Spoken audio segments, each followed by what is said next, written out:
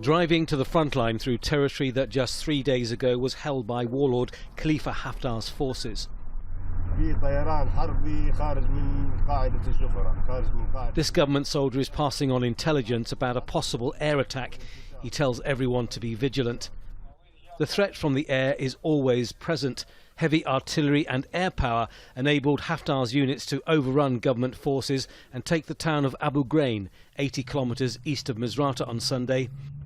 But in the face of a massive counter-offensive, they could only hold it for less than 2 hours.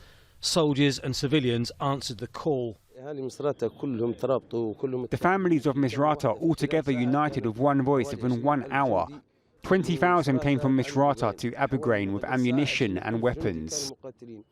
This is the new front line. After retaking Abugrein, units then pushed Haftar's forces back 20 kilometers. They may be wounded, but they are not beaten.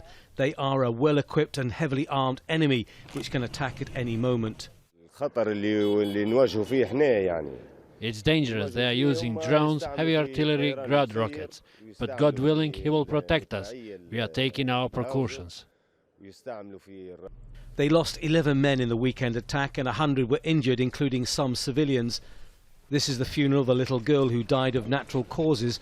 But people have remained here living with danger every day, and they are suffering.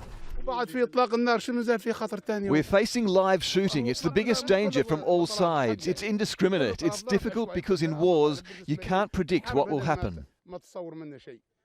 This medical facility in nearby Zamzam is the only community health care centre for 100 kilometres. The administrator said Haftar's fighters ransacked the place and stole ambulances and all the equipment. It only adds to the misery and increases the anger. This young wounded fighter has lost comrades. He is calling Haftar a dog. He, like many others, may find reconciliation difficult when peace eventually comes. But many are growing weary of fighting.